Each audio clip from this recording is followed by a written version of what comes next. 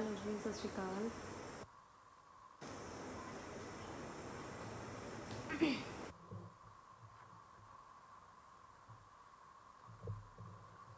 कर रही है कि ज़्यादा ਤੋਂ ज़्यादा लोग ਸਾਨੂੰ ज्वाइन करें। आज मैं चेक कर ला। कर लें कि मेरी आवाज़ आ रही है नहीं।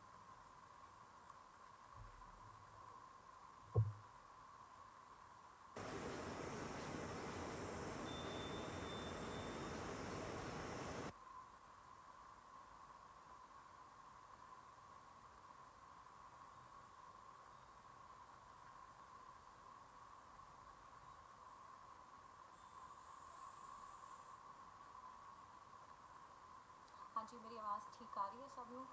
Sumit Grover is watching. Hello Sumit ji, साਰਿਆਂ ਨੂੰ ਸਤਿ ਸ਼੍ਰੀ ਅਕਾਲ।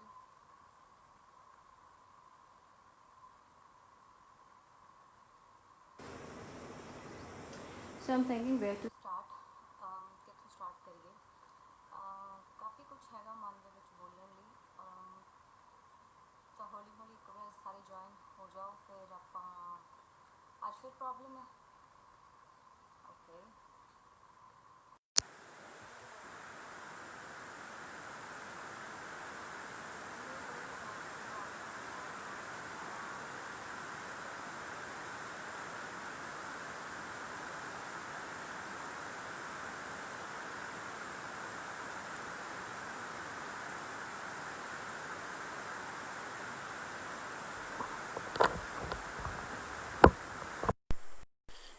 हाँ जी, हुण आवाज़ आ रही है जी सही?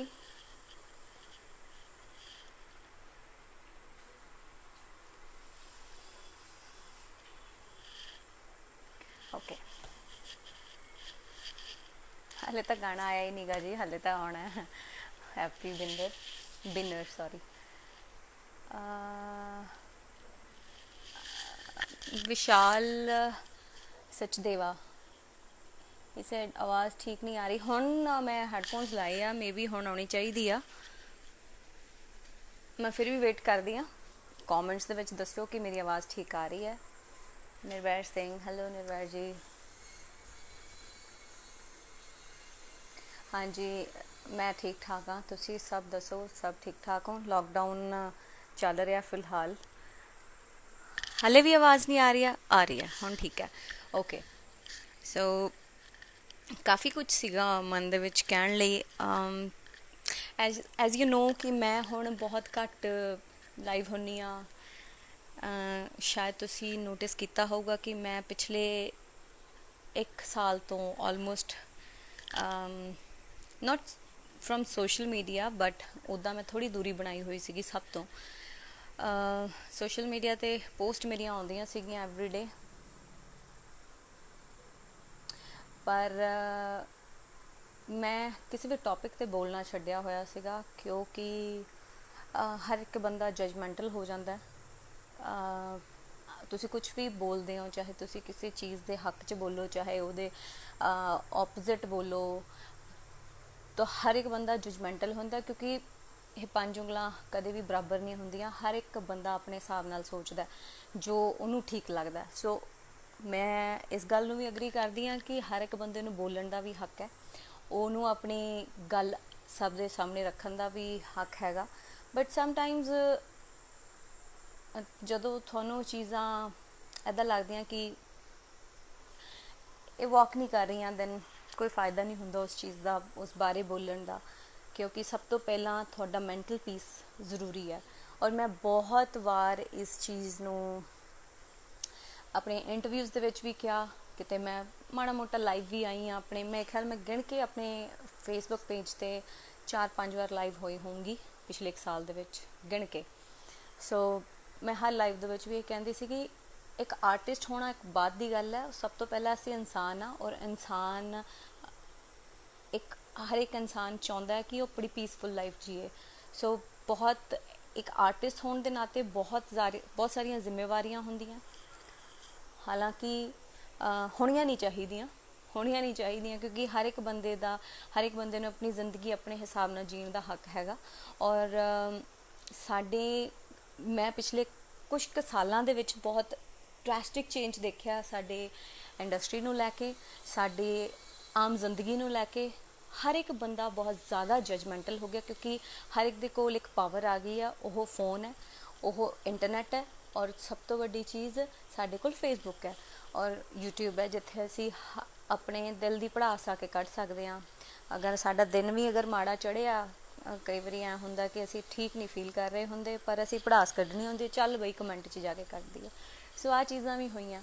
ਸੋ ਜਦੋਂ ਫਰੀਡਮ ਇੰਨੀ ਹੈਗੀ ਆ, ਉਹਦੇ ਵਿੱਚ ਹਰ ਇੱਕ ਨੂੰ ਬੋਲਣ ਦਾ ਹੱਕ ਹੈਗਾ, ਪਰ ਕਈ ਕੁਝ ਗੱਲਾਂ ਹੁੰਦੀਆਂ ਕਿ being a celebrity, being a known personality, ਕਿਤੇ ਨਾ ਕਿਤੇ ਬੰਦਾ ਆਪਣੇ ਅੰਦਰ ਰੱਖ ਲੈਂਦਾ ਔਰ ਉਹ ਅੰਦਰ ਅੰਦਰ ਹੀ ਕੁੜਦਾ ਰਹਿੰਦਾ। ਸੋ ਜਿਹੜੀ ਚੀਜ਼ ਹੋਈ ਆ ਸੁਸ਼ਾਂਤ ਦੇ ਨਾਲ, ਸੁਸ਼ਾਂਤ ਰਾਜਪੂਤ ਜਿਹਨੇ ਹੁਣੇ ਸੁਸਾਈਡ ਕੀਤਾ, ਸੋ ਸਾਨੂੰ ਸਾਰਿਆਂ ਨੂੰ ਸੋਚਣ ਦੇ ਉੱਤੇ ਬੜਾ ਮਜਬੂਰ ਕਰਤਾ ਉਹਨੇ, ਕਿਉਂਕਿ ਬੀਇੰਗ ਐਨ ਆਰਟਿਸਟ ਮੈਂ ਖੁਦ ਇਹ ਫੀਲ ਕਰਦੀ ਹਾਂ ਕਿ ਬਹੁਤ ਜ਼ਿਆਦਾ ਪ੍ਰੈਸ਼ਰ ਹੁੰਦਾ, ਇੰਨਾ ਹੋਣਾ ਨਹੀਂ ਚਾਹੀਦਾ ਜਿੰਨਾ।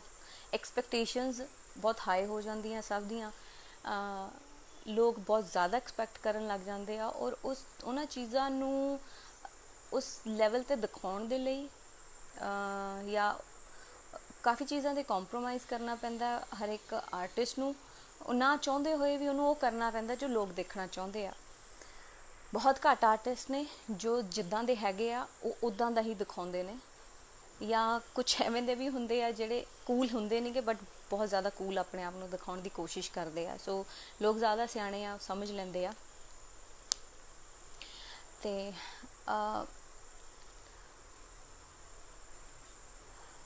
ਸੋ ਆਈ ਥਿੰਕ ਮੈਂ ਕਮੈਂਟ ਨਹੀਂ ਇੱਕ ਵਾਰੀ ਰੀਡ ਕਰ ਰਹੀ ਹਾਂ ਮੈਂ, ਕਿਉਂਕਿ ਮੈਂ ਡਿਸਟਰੈਕਟ ਹੁੰਦੀ ਹਾਂ। ਮੈਂ ਜੋ ਬੋਲਣਾ ਚਾਹ ਰਹੀ ਹਾਂ ਅੱਜ, ਜੋ ਆਪਣੇ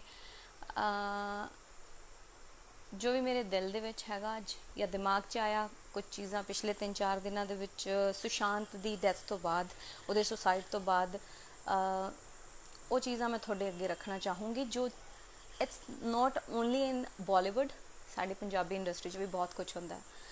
ਸੋ ਅੱਜ ਤੱਕ ਤੁਸੀਂ ਸੁਣਿਆ ਹੋਊਗਾ ਫੀਮੇਲ ਆਰਟਿਸਟਾਂ ਦੇ ਕੋਲੋਂ ਤੁਸੀਂ ਕਾਫੀ ਇੰਟਰਵਿਊਜ਼, ਉਹਨੇ ਐਂ ਕੀਤਾ, ਉਹਨੇ ਐਂ ਕੀਤਾ।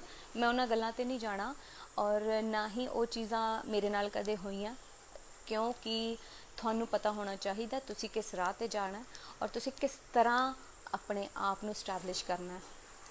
ਇਹ ਚੋਇਸ ਸਾਡੀ ਹੁੰਦੀ ਆ, ਸਾਡੇ ਆਪਣੇ ਹੱਥ ਵਿੱਚ ਹੁੰਦੀ ਆ।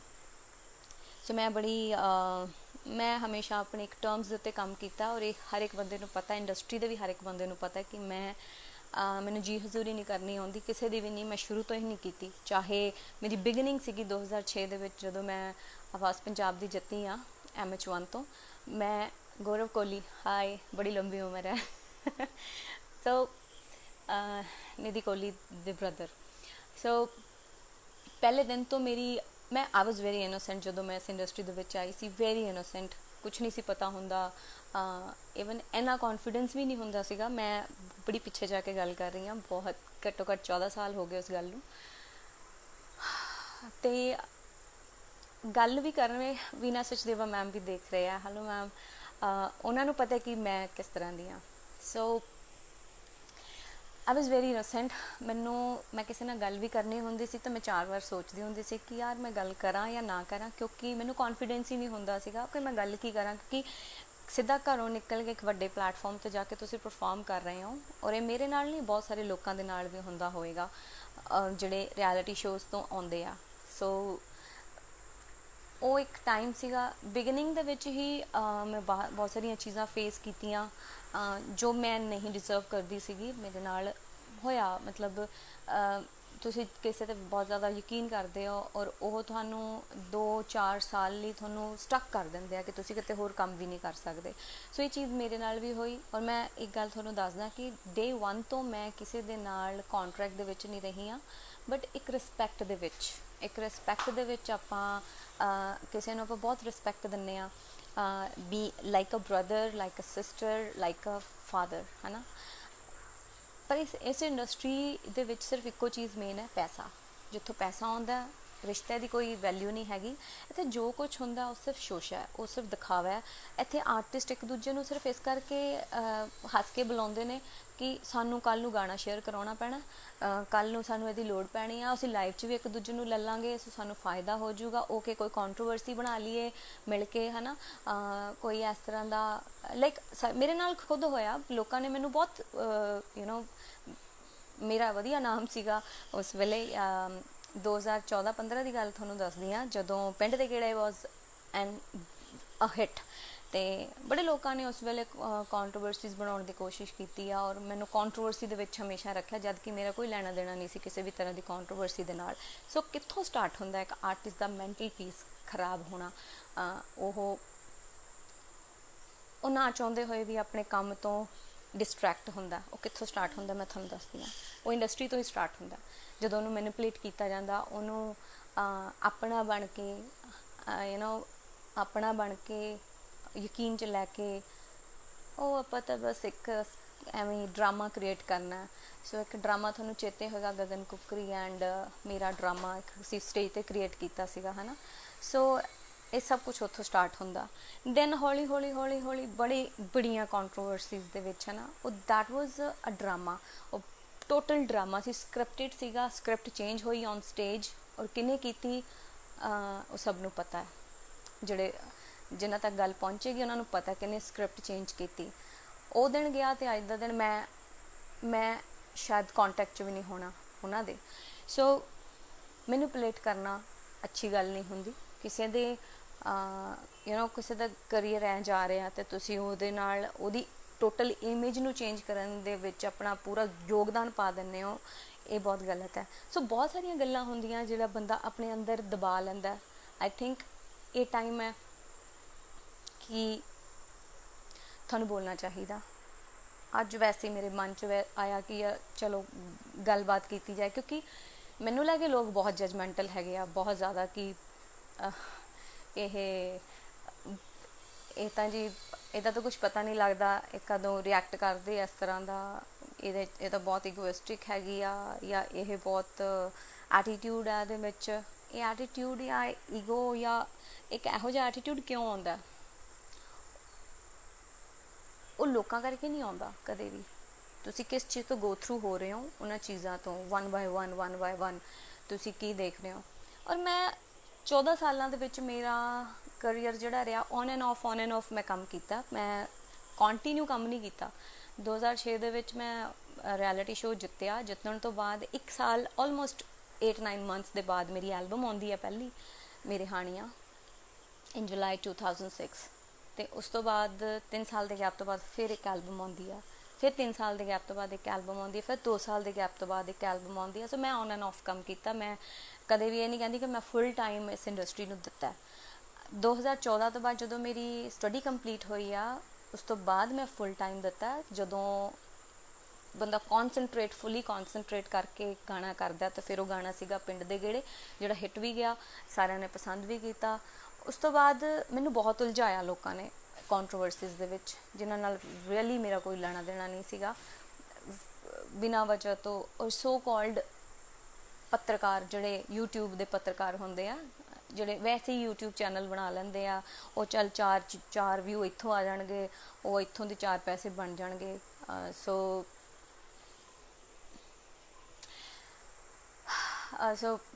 ਇਹਨਾਂ ਨੇ ਬਹੁਤ ਲੋਕਾਂ ਦਾ ਆਹ ਮੈਂਟਲ ਪੀਸ ਖਰਾਬ ਕੀਤਾ ਹੋਊਗਾ। ਉਹਨਾਂ ਨੂੰ ਚਲਦੇ ਥੜਕਾਉਣ ਦੀ ਕੋਸ਼ਿਸ਼ ਕੀਤੀ ਹੋਊਗੀ ਉਸ ਰਾਹ ਤੋਂ। ਸੋ ਮੈਂ ਕਿਸੇ ਨੂੰ ਵੀ, ਅਗਰ ਮੇਰੀ ਥਾਂ 'ਤੇ ਕੋਈ ਹੋਰ ਹੁੰਦਾ, ਔਰ ਇਹ ਲੋਕ ਸਿਰਫ ਮੈਂ ਨਹੀਂ ਕਹਿੰਦੀ, ਮੈਨੂੰ ਬੜੇ ਲੋਕਾਂ ਤੋਂ ਇਹ ਗੱਲ ਸੁਣਨ ਨੂੰ ਮਿਲੀ, ਈਵਨ ਸਾਡੀ ਮੇਲ ਕੁਝ ਕੁ ਇੰਡਸਟਰੀ ਦੇ ਵਿੱਚ ਅੱਛੇ ਲੋਕ ਵੀ ਹੈਗੇ ਆ। ਐਸੀ ਗੱਲ ਨਹੀਂ ਹੈ ਕਿ ਇੰਡਸਟਰੀ ਸਾਰੀ ਮਤਲਬੀ ਲੋਕਾਂ ਨਾਲ ਭਰੀ ਹੋਈ ਆ, ਅੱਛੇ ਲੋਕ ਵੀ ਹੈਗੇ ਇਸ ਇੰਡਸਟਰੀ ਦੇ ਵਿੱਚ। ਸਾਡੀ ਪੰਜਾਬੀ ਮਿਊਜ਼ਿਕ ਇੰਡਸਟਰੀ ਦੀ ਅਗਰ ਗੱਲ ਕਰਾਂ ਤਾਂ ਅੱਜ ਸਿਮਰਨ ਕੰਬੋਜ ਕਹਿ ਰਹੇ ਕਿ ਅੱਜ ਦੱਸਣ ਦੀ ਲੋੜ ਕਿਉਂ ਪਈ, ਕਿਉਂਕਿ ਸੁਸ਼ਾਂਤ ਤਰ੍ਹਾਂ ਹੋਰ ਲੋਕ ਸੁਸਾਈਡ ਨਾ ਕਰਨ। ਇਸ ਕਰਕੇ ਮੈਨੂੰ ਇਹ ਲੱਗਿਆ ਕਿ ਸਾਡੀ ਇੰਡਸਟਰੀ ਦੇ ਵਿੱਚ ਬਹੁਤ ਸਾਰੇ ਐਸੇ ਆਰਟਿਸਟ ਹੈਗੇ ਆ ਜਿਹੜੇ ਹਾਲੇ ਬਿਗਨਿੰਗ, ਮੈਨੂੰ ਤਾਂ 14 ਸਾਲ ਹੋ ਗਏ ਇੰਡਸਟਰੀ ਦੇ ਵਿੱਚ, and still I am here. ਔਰ ਮੇਰੇ ਨਾਲ ਜਿੰਨਾ ਕੁਛ ਹੋਇਆ ਉਸ ਤੋਂ ਬਾਅਦ ਵੀ ਮੈਂ ਇੰਡਸਟਰੀ ਦੇ ਵਿੱਚ ਧੜੱਲੇ ਦੇ ਨਾਲ ਮੈਂ ਤਾਂ ਗਾਣੇ ਕਰ ਰਹੀ ਹਾਂ, ਔਰ ਮੈਨੂੰ ਕਿਸੇ ਦਾ ਡਰ ਨਹੀਂ ਹੈਗਾ, ਮੈਨੂੰ ਕਿਸੇ ਦਾ ਖੌਫ ਨਹੀਂ ਹੈਗਾ। ਸਭ ਤੋਂ ਵੱਡੀ ਗੱਲ ਇਹ ਹੈ, ਔਰ ਇਸ ਚੀਜ਼ ਤੋਂ ਬੜਿਆਂ ਨੂੰ ਮਿਰਚਾਂ ਵੀ ਲੱਗਦੀਆਂ ਵੀ ਕੁੜੀ ਹੋ ਕੇ ਵੀ ਹੈ ਨਾ ਡਰਦੀ ਨਹੀਂ ਹੈ ਕਿਸੇ ਤੋਂ ਵੀ। ਜੋ ਬੋਲਣਾ, ਜੋ ਸੱਚ ਹੈ ਉਹੀ ਬੋਲਣਾ, ਫਾਲਤੂ ਨਹੀਂ, ਸੱਚ ਦੇ ਨਾਲ ਖੜਨ ਵਾਲੀ ਹਾਂ। ਸੋ ਇਸ ਕਰਕੇ ਦੱਸਣ ਦੀ ਲੋੜ ਪਈ, ਕਿਉਂਕਿ ਮੈਂ ਹੋਰ ਵੀ ਬਹੁਤ ਸਾਰੇ ਲੋਕਾਂ ਨੂੰ ਦੇਖਦੀ ਹਾਂ, ਬਹੁਤ ਸਾਰੇ ਆਰਟਿਸਟ ਨੇ ਜਿਹੜੇ ਬਹੁਤ ਡਿਪਰੈਸ ਨੇ, ਜਿਨ੍ਹਾਂ ਨੂੰ ਆਉਣ ਤੋਂ ਪਹਿਲਾਂ ਹੀ ਦਬਾਇਆ ਜਾਂਦਾ, ਔਰ ਉਹ ਕਿਤੇ ਨਾ ਕਿਤੇ ਡਿਪਰੈਸ਼ਨ ਦੇ ਨਾਲ ਜੂਝ ਰਹੇ ਆ। ਤੇ ਮੈਂ ਕੁਝ ਕਮੈਂਟਸ ਦੇਖ ਰਹੀ ਹਾਂ, ਪਰ ਮੈਂ ਆਪਣੀ ਗੱਲ ਕੰਪਲੀਟ ਕਰ ਲਾਂ ਪਹਿਲਾਂ। ਸੋ ਇਹ ਦੱਸਣ ਦੀ ਲੋੜ ਇਸ ਕਰਕੇ ਪਈ, ਜੋ ਦਿਖਦਾ ਹੈ ਨਾ ਇਸ ਇੰਡਸਟਰੀ ਦੇ ਵਿੱਚ ਉਹ ਹੁੰਦਾ ਨਹੀਂਗਾ, ਉਹ ਬਿਲਕੁਲ ਨਹੀਂ ਹੁੰਦਾ। ਇੱਥੇ ਗਰੁੱਪਿਜ਼ਮ ਬਣੇ ਹੋਏ ਆ, ਇੱਥੇ ਗੁੱਟਵਾਦ, ਇੱਥੇ ਜਿਹੜੀ ਗਰੁੱਪਿਜ਼ਮ ਦੀ ਗੱਲ ਅਸੀਂ ਹੁਣ ਨਿਊਜ਼ 'ਚ ਦੇਖ ਰਹੇ ਹਾਂ। ਸੁਸ਼ਾਂਤ ਜਿਹਨੇ ਇੰਨਾ ਵੱਡਾ ਸਟੈਪ ਲਿਆ, ਇੰਨਾ ਟੈਲੈਂਟਡ ਹੋਣ ਦੇ ਬਾਵਜੂਦ, ਇੰਨਾ ਕੰਮ, ਇੰਨੀ ਅੱਛੀਆਂ ਮੂਵੀਜ਼, ਲੋਕੀ ਤਰਸਦੇ ਆ ਉਸ ਚੀਜ਼ ਨੂੰ ਕਿ ਸਾਨੂੰ ਦੁਨੀਆ ਜਾਣੇ, ਸਾਨੂੰ ਬਾਲੀਵੁੱਡ ਦੇ ਵਿੱਚ ਐਂਟਰੀ ਮਿਲੇ। ਉਹ ਬੰਦਾ ਬਾਲੀਵੁੱਡ 'ਚ ਕੰਮ ਵੀ ਕਰ ਚੁੱਕਿਆ, ਉਹ ਹਿੱਟ ਵੀ ਫਿਲਮਾਂ ਦੇ ਚੁੱਕਿਆ, ਉਸ ਤੋਂ ਬਾਅਦ ਵੀ ਉਹਨੂੰ ਇਹ ਸਟੈਪ ਕਿਉਂ ਚੱਕਣਾ ਪਿਆ? ਕਿਉਂਕਿ ਸਾਡੀ ਇੰਡਸਟਰੀ ਦੇ ਵਿੱਚ ਕੁਝ ਇਹੋ ਜਿਹੇ ਸੱਪ ਹੁੰਦੇ ਆ, ਉਹ ਤੁਹਾਨੂੰ ਡੰਗਦੇ ਹੀ ਰਹਿੰਦੇ ਆ। ਉਹ ਨਹੀਂ ਚਾਹੁੰਦੇ। ਕਈ ਸੀਨੀਅਰ ਵੀ ਅਸੀਂ ਲਾ ਸਕਦੇ ਹਾਂ, ਸੀਨੀਅਰ ਇਹੋ ਜਿਹੇ ਹੁੰਦੇ ਆ ਕਿ ਉਹ ਕਈ ਫਸੀ ਜਿਹੇ ਹੁੰਦੇ ਨੇ ਬਹੁਤ ਜ਼ਿਆਦਾ, ਕਿ ਸਾਡੇ ਤੋਂ ਅੱਗੇ ਨਾ ਕੋਈ ਨਿਕਲੇ, ਕੋਈ ਨਵਾਂ ਆਇਆ ਨਿਊ ਕਮਰ ਸਾਡੇ ਤੋਂ ਅੱਗੇ ਨਾ ਨਿਕਲ ਜੇ। ਔਰ ਇਹਦਾ ਬਹੁਤ ਵੱਡਾ ਐਗਜ਼ਾਮਪਲ ਅੱਜ ਦੇ ਦਿਨ ਤੁਹਾਡੇ ਸਾਹਮਣੇ ਹੈਗਾ। ਨਾਮ ਨਹੀਂ ਲਊਂਗੀ, ਪਰ ਤੁਸੀਂ ਸਾਰੇ ਸਮਝ ਜਾਓਗੇ ਕਿ ਕੌਣ।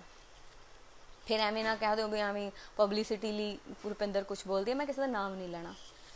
ਸੋ ਪਬਲਿਸਿਟੀ ਦੀ ਮੈਨੂੰ ਕੋਈ ਲੋੜ ਨਹੀਂ ਹੈਗੀ। ਅਗਰ ਪਬਲਿਸਿਟੀ ਕਰਨੀ ਹੁੰਦੀ ਤਾਂ 1 ਸਾਲ ਮੈਂ ਐਵੇਂ ਆਪਣੇ ਆਪ ਨੂੰ ਨਾ ਦਿੰਦੀ। 1 ਸਾਲ ਮੈਂ ਸਿਰਫ ਆਪਣੇ ਆਪ ਨੂੰ ਦਿੱਤਾ। ਲੋਕਾਂ ਨੂੰ ਖੁਸ਼ ਕਰਨ ਨਾਲੋਂ ਪਹਿਲਾਂ ਆਪਣੇ ਆਪ ਨੂੰ ਖੁਸ਼ ਕਰੋ। ਆਪਣੇ ਅੰਦਰ ਦੀ ਜਿਹੜੀ ਇੱਕ ਸ਼ਾਂਤੀ ਹੁੰਦੀ ਹੈ ਨਾ, ਬੜੀ ਜ਼ਰੂਰੀ ਹੈ। ਲੋਕਾਂ ਲਈ ਤਾਂ ਬਹੁਤ ਕੰਮ ਕੀਤਾ, ਗਾਣੇ ਬਹੁਤ ਬਣਾਏ ਆ, ਤੇ ਸੋ ਇਸ ਵੇਲੇ ਇੰਡਸਟਰੀ 'ਚ ਬਹੁਤ ਸਾਰੇ ਐਸੇ ਨਾਮ ਹੈ, ਬਹੁਤ ਸਾਰੇ ਐਸੇ ਹੋਣਗੇ ਜਿਹੜੇ ਆਉਣਾ ਚਾਹੁੰਦੇ ਆ ਵੀ ਗਏ ਆ, ਬਟ ਫਿਰ ਉਹ ਘਰੇ ਬੈਠੇ ਆ ਆਪਣੇ। ਤੇ ਮੈਂ ਗੱਲ ਕਰ ਰਹੀ ਹਾਂ ਜਿਹੜੇ 4-5 ਸਾਲਾਂ ਤੋਂ ਪਿਛਲਿਆਂ ਤੋਂ ਸਟਰਗਲ ਕਰ ਰਹੇ ਆ। ਔਰ ਹਰ ਇੱਕ ਬੰਦੇ ਦੇ ਵਿੱਚ ਹਾਰ ਨੂੰ ਅਪਣਾਉਣ ਦੀ ਨਾ ਐਕਸੈਪਟੈਂਸ ਨਹੀਂ ਹੁੰਦੀ। ਉਹ ਚੀਜ਼ ਨੂੰ ਬਰਦਾਸ਼ਤ ਨਹੀਂ ਕਰ ਪਾਉਂਦਾ। ਹਰ ਇੱਕ ਬੰਦੇ ਨੂੰ ਪਹੁੰਚਾਉਣਾ ਨਹੀਂ ਆਉਂਦਾ। ਸਿਰਫ ਹਿੱਟ ਹੋਣਾ ਉਹ ਡਾਈਜੈਸਟ ਕਰ ਲੈਂਦੇ ਆ, ਪਰ ਹਰ ਇੱਕ ਬੰਦੇ ਨੂੰ ਹਾਰ ਨੂੰ ਪਹੁੰਚਾਉਣਾ ਨਹੀਂ ਆਉਂਦਾ। ਔਰ ਨਾ ਹੀ ਇਹ ਸ਼ਾਇਦ ਸਿਖਾਇਆ ਜਾਂਦਾ ਕਿ ਹਾਰ ਨੂੰ, ਕਿਉਂਕਿ ਜਿੱਤ ਹੈਗੀ ਤੇ ਹਾਰ ਵੀ ਤੁਹਾਡੀ ਨਾਲ ਹੀ ਹੋਊਗੀ। ਸੋ ਕਿੰਨੇ ਹੀ ਅਸੀਂ ਕੇਸਿਸ ਦੇਖਦੇ ਹਾਂ ਸਟੂਡੈਂਟਸ ਦੇ, ਜਿਹੜੇ ਸਟੂਡੈਂਟਸ ਬਹੁਤ ਹਾਇਰ ਉਹਨਾਂ ਤੋਂ ਐਕਸਪੈਕਟੇਸ਼ਨਸ ਰੱਖੀਆਂ ਜਾਂਦੀਆਂ, ਚਾਹੇ ਪੇਰੈਂਟਸ ਵੱਲੋਂ ਹੋਣ, ਚਾਹੇ ਸਾਡੇ ਉਹਨਾਂ 'ਤੇ ਵੈਸੇ ਹੀ ਪ੍ਰੈਸ਼ਰ ਬਣਾ ਦਿੱਤਾ ਜਾਂਦਾ। ਉਹ ਆਲੇ ਦੁਆਲੇ ਵਾਲੇ ਲੋਕੀ ਕੀ ਕਹਿਣਗੇ, ਉਹ ਪੜੋਸੀ ਕੀ ਕਹਿਣਗੇ, ਉਸ ਪ੍ਰੈਸ਼ਰ ਦੇ ਵਿੱਚ ਦੇ ਕਮਿਟ ਸੁਸਾਈਡ। ਕਿੰਨੇ ਨੇ ਹੋਣਹਾਰ ਸਟੂਡੈਂਟਸ ਆਪਣੀ ਜਾਨ ਗਵਾ ਲੈਂਦੇ ਆ। ਸੋ ਮੇਰੇ ਖਿਆਲ ਉਹਨਾਂ ਦੇ ਉੱਤੇ ਪ੍ਰੈਸ਼ਰ ਨਹੀਂ ਹੋਣਾ ਚਾਹੀਦਾ ਕਿਸੇ ਵੀ ਚੀਜ਼ ਦਾ। ਔਰ ਮੈਨੂੰ ਇਹ ਲੱਗਦਾ ਕਿ ਮੈਂ ਲੋਕਾਂ ਤੋਂ ਵੀ ਇੱਕ ਅਪੀਲ ਕਰਨਾ ਚਾਹੂੰਗੀ ਕਿ ਜੋ ਕੋਈ ਵੀ ਕਿਸੇ ਵੀ ਤਰ੍ਹਾਂ ਦਾ ਹੈਗਾ, ਕੋਈ ਵੀ ਇਨਸਾਨ, ਕੋਈ ਆਰਟਿਸਟ ਹੈ, ਚਾਹੇ ਉਹ ਨੋਰਮਲੀ ਹੀ ਅਸੀਂ ਇੱਕ ਭਾਵੇਂ ਕੋਈ ਵੀ ਇਨਸਾਨ ਹੈ, ਉਹਨੂੰ ਉਸੇ ਤਰ੍ਹਾਂ ਐਕਸੈਪਟ ਕਰੋ ਜਿਸ ਤਰ੍ਹਾਂ ਦਾ ਉਹ ਹੈਗਾ। ਉਹਦੇ ਤੋਂ ਉਹਨੂੰ ਬਦਲਣ ਦੀ ਕੋਸ਼ਿਸ਼ ਨਾ ਕਰੋ। ਜਦੋਂ ਅਸੀਂ ਬਦਲਣ ਦੀ ਕੋਸ਼ਿਸ਼ ਕਰਦੇ ਹਾਂ ਨਾ ਕਿਸੇ ਨੂੰ, ਤੇ ਉਸ ਵੇਲੇ ਇਹ ਵਿੱਕੀ ਸਚਦੇਵਾ ਮੈਂ ਐਗਰੀ ਕਰਦੀ ਹਾਂ ਤੇਰੀ ਗੱਲ ਨਾਲ, ਤੇ ਉਸ ਵੇਲੇ ਪ੍ਰੋਬਲਮ ਸ਼ੁਰੂ ਹੁੰਦੀ ਹੈ। ਔਰ ਆਰਟਿਸਟ ਆਪਣੇ ਆਪ ਤੋਂ ਬਹੁਤ ਜ਼ਿਆਦਾ ਐਕਸਪੈਕਟ ਕਰਨਾ ਸ਼ੁਰੂ ਕਰ ਦਿੰਦਾ। ਇੱਕ ਗਾਣਾ ਛੋਟਾ ਜਿਹਾ ਹਿੱਟ ਕੀ ਹੋ ਗਿਆ, ਉਸ ਤੋਂ ਬਾਅਦ ਤਾਂ ਬਸ ਉਸ ਤੋਂ ਬਾਅਦ ਹਾਰ ਨਹੀਂ ਐਕਸੈਪਟ ਕਰਨਾ ਚਾਹੁੰਦਾ ਕੋਈ ਵੀ, ਕਿ ਓਕੇ ਅਗਰ ਫਲॉप ਵੀ ਹੈਗਾ ਤਾਂ ਉਹ ਚੀਜ਼ ਬਰਦਾਸ਼ਤ ਨਹੀਂ ਹੁੰਦੀ ਕਿਸੇ ਤੋਂ। ਔਰ ਉਸ ਡਿਪਰੈਸ਼ਨ ਦੇ ਵਿੱਚ ਕੋਈ ਵੀ ਸਟੈਪ ਚੱਕ ਸਕਦਾ ਹੈ, ਜਾਂ ਤਾਂ ਆਪਣੇ ਆਪ ਨੂੰ ਤੰਗ ਕਰਨਾ ਸ਼ੁਰੂ ਕਰੇਗਾ, ਹਮੇਸ਼ਾ ਸੈਡ ਰਹਿਣ ਲੱਗ ਜੂਗਾ, ਮਾਯੂਸ ਰਹਿਣ ਲੱਗ ਜੂਗਾ, ਕਿਸੇ ਨਾਲ ਗੱਲ ਨਹੀਂ ਕਰੂਗਾ, ਹੱਸਦਾ ਨਹੀਂ ਆ, ਉਹ ਲੋਕਾਂ ਦੇ ਵਿੱਚ ਜਾਣਾ ਛੱਡ ਦੂਗਾ। ਮਤਲਬ ਬਹੁਤ ਸਾਰੀਆਂ ਚੀਜ਼ਾਂ ਹੁੰਦੀਆਂ ਡਿਪਰੈਸ਼ਨ ਦੇ ਬਹੁਤ ਸਾਰੇ ਸਿੰਪਟਮਸ ਹੁੰਦੇ ਆ। ਸੋ ਤੁਹਾਡੇ ਵੀ ਅਗਰ ਆਲੇ ਦੁਆਲੇ ਕੋਈ ਇਸ ਤਰ੍ਹਾਂ ਦਾ ਇਨਸਾਨ ਹੈਗਾ ਜਿਹੜਾ ਬਹੁਤ ਚੁੱਪਚਾਪ ਰਹਿੰਦਾ ਹੈ, ਉਹਨੂੰ ਉਹਦੇ ਨਾਲ ਗੱਲ ਕਰਨੀ ਚਾਹੀਦੀ ਹੈ। ਕਿਉਂਕਿ ਜਿਹੜਾ ਵੀ ਬੰਦਾ ਡਿਪਰੈਸ਼ਨ 'ਚ ਹੁੰਦਾ ਬਹੁਤ ਘੱਟ ਲੋਕਾਂ ਨਾਲ ਗੱਲ ਕਰਦਾ, ਉਹ ਸ਼ਾਇਦ ਆਪਣੇ ਅੰਦਰ ਅੰਦਰ ਰੱਖ ਕੇ ਹੀ ਚਲਾ ਜਾਂਦਾ ਇਸ ਦੁਨੀਆ ਤੋਂ। ਸੋ